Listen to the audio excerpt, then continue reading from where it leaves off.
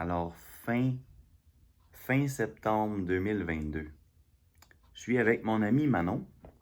Bonjour. Et Manon. Puis, je voulais lui parler de quelque chose qui est arrivé dans ma vie cette année. En fait, que j'ai commencé à travailler avec des membres de la communauté Inuit à Montréal. Dans le fond, c'est arrivé dans une sorte de processus. En premier, c'est que j'ai commencé à travailler. Salut, Manon. Oui. J'ai commencé à travailler à créer des alternatives, disons, avec la pandémie pour pouvoir prendre soin de soi, puis se donner des soins à soi-même. Puis j'ai développé des techniques pour aider à libérer les émotions en combinant l'exercice physique, le stretching, avec la respiration consciente, puis avec des techniques d'automassage pour masser tout le corps. Puis, j'en suis venu à créer un atelier de libération émotionnelle basé sur l'automassage. C'est une routine d'automassage. Fait que... D'ailleurs, je te l'ai peut-être pas déjà fait faire, Manon, en automassage. Tu as déjà reçu des massages, C'est par ça, exemple. oui. Mais, en tout cas, ce que je me suis rendu compte par l'expérience, c'est que premièrement, en rencontrant des personnes de la communauté Inuit, puis qui vivent un certain processus de communauté à Montréal, pour se retrouver dans le sud du Québec ici, puis qui cherchent aussi en tant que communauté à mieux comprendre c'est quoi la santé des Inuits dans le sud, c'est quoi un peu leurs habitudes de vie, ou est-ce qu'il y a des choses qui ont besoin dans un sens. Un peu comme notre propre peuple, on peut dire le peuple québécois fait des études, se questionne pour savoir comment prendre soin de la population. Est-ce que les gens sont en santé? Qu'est-ce que c'est des relations saines pour des êtres humains ici au Québec? Qu'est-ce que c'est entre les Québécois, les Québécoises, puis avec toutes les personnes qui vivent ici sur le territoire, qui ont un statut ou non? Qu'est-ce que c'est des relations saines, dans le fond? C'est une grande question. Ça revient à une question philosophique, culturelle même. Puis en même temps, il y a un aspect, si je peux dire, pas nécessairement scientifique, mais juste observable, de observer c'est quoi notre état de santé. Surtout dans le contexte de la pandémie, puis post-pandémique. C'est un bon moment pour évaluer un petit peu comment on se sent au niveau mental, comment on se sent au niveau émotionnel, au niveau physique. Aïe, aïe, aïe. Ça va, Manon? Je tousse beaucoup ces temps-ci. Ah oui, hein? Oui. Et c'est pas la COVID toujours. Non, c'est pas la COVID. Mais c'est quoi? C'est la cigarette. Ah, la cigarette. Aïe. T'en as fumé plus dernièrement? Ah oui, ok. Beaucoup. Oh non. Pour toi, ça, c'est-tu un comportement sain, justement? Mais non, pas du tout. Pas vraiment, mais tu le fais pareil. Ben oui. T'aimes ça quand même? J'aime ça quand même. Bon, c'est dur, hein? C'est dur. C'est dur de faire quelque chose qu'on n'aime pas, ben qu'on aime, mais qui nous fait du mal. Oui. Pourquoi on fait ça? Ben, Pourquoi on fait ça? Je sais pas. Je suis pas philosophe, pas docent. Non. Si t'avais de l'aide, toi, Manon, comme si t'avais d'autres amis, mettons, là, pas un thérapeute, mais comme d'autres amis qui veulent arrêter la cigarette ensemble, est-ce que ça t'aiderait? Ben oui. Bon, on sait comment faire, hein, dans le fond. Oui. Mais c'est pas si facile que ça de dire « Ok, on arrête la cigarette ensemble, hey. » Non, c'est pas si facile. Non, c'est clair. Moi, j'ai un plan pour consommer moins d'alcool parce que je dirais que j'ai pas besoin de faire d'aveu, là, mais pendant la pandémie, puis même un peu avant, j'ai été alcoolique, je peux dire ça, non? Parce qu'alcoolique, si on regarde du point de vue de la SAQ, je pense que ça prend pas beaucoup d'alcool pour Non. faire un alcoolique, non? C'est la régularité. C'est ça. Oui. Quand on boit souvent, on n'a pas besoin d'être super sous, puis de sentir l'alcool tant que ça, mettons. Non. OK. En tout cas. Je pense que si on boit plus Oui, que je sais 12 pas, consommations par semaine, on est considéré un alcoolique, ça se peut-tu? Ça se peut, mais c'est pas rien que ça. C'est l'intention de boire, quelle est-elle, Ouais. puis plus que ça, euh, Qu'est-ce qui est en dessous? la misère à le dire, Plus que ça. plus que ça.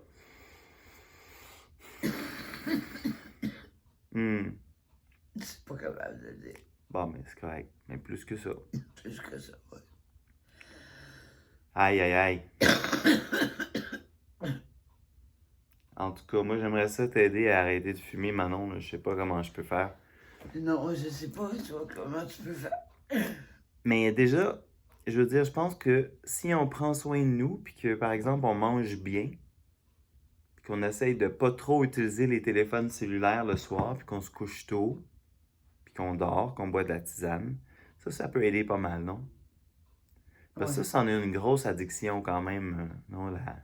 Les téléphones cellulaires, les jeux vidéo, le divertissement en général, là, ça peut devenir de l'addiction, non, Manon? Oui, Qu'est-ce que t'en penses? mais oui. J'en pense que oui. Moi, j'étais un peu addict à YouTube des fois quand je m'ennuie, là. Toi, je sais, je vais pas te stouler, mais je sais que tu joues pas mal de jeux vidéo. Oui. Celui que j'ai en ce moment, Oui?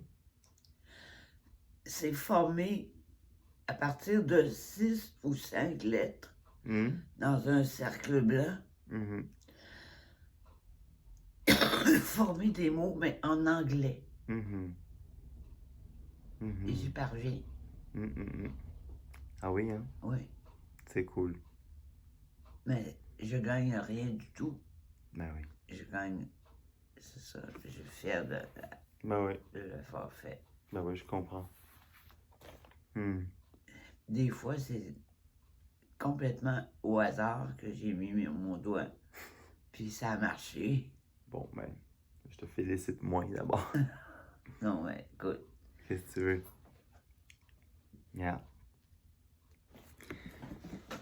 Ben oui.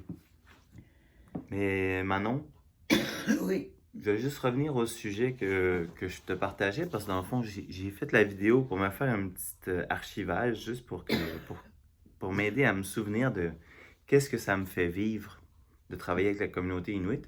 Puis en fait, c'est que ça m'inspire parce que justement, c'est tellement beau de voir une communauté vraiment s'occuper d'elle-même pour elle-même.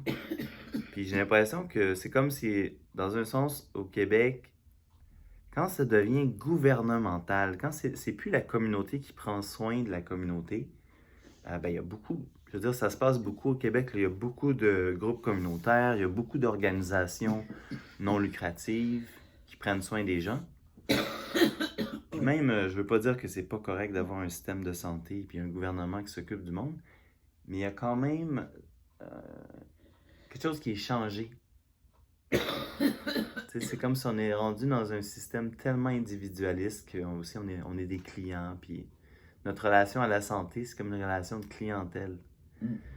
Puis moi, je trouve ça vraiment important de parler puis de pratiquer la santé communautaire. Puis je me dis, dans le fond, manger ensemble, boire de la tisane ensemble, faire des exercices ensemble, respirer ensemble, faire des activités créatives, même artistiques, puis même juste être ensemble, ben c'est ça la santé communautaire dans un sens. Oui. Puis sûrement créer des espaces pour qu'on puisse exprimer nos émotions aussi. Peut-être même pour parler de politique, parce que c'est rendu, des fois c'est un sujet tabou, la politique, hein, c'est rendu que c'est pas facile de se parler. Créer des espaces dans la communauté pour que les gens puissent s'exprimer, c'est important. Mais en tout cas, c'est ça, j'avais le goût de partager avec toi un peu, Manon, parce que ça m'inspire dans le fond de travailler avec les Inuits, dans le sens que j'ai envie, moi aussi, de prendre plus soin de ma communauté. OK. Puis un des aspects qui j'ai trouvé fort aussi avec l'Association des Inuits du Sud du Québec, c'est que, dans le fond, ils questionnent les gens ou ils font des activités pour que les gens se positionnent comme des leaders, pour inviter la communauté, les membres de la communauté à devenir des leaders dans les relations saines. Puis, je sais pas, j'ai l'impression que c'est-tu moi ou si on attend après les résultats de l'élection à chaque année, là, je sais pas où est-ce qu'on s'en va avec nos gouvernements puis nos élections. Il me semble que c'est un peu n'importe quoi. Ça nous prendrait des grands changements au niveau de la communauté et de la société au Québec, non? Ah oui. En tout cas, c'était un petit peu ça que je voulais partager aujourd'hui dans mes réflexions. Puis vraiment, c'est ça. Je pense que chaque membre de la communauté a beaucoup plus d'importance que ce qu'elle croit.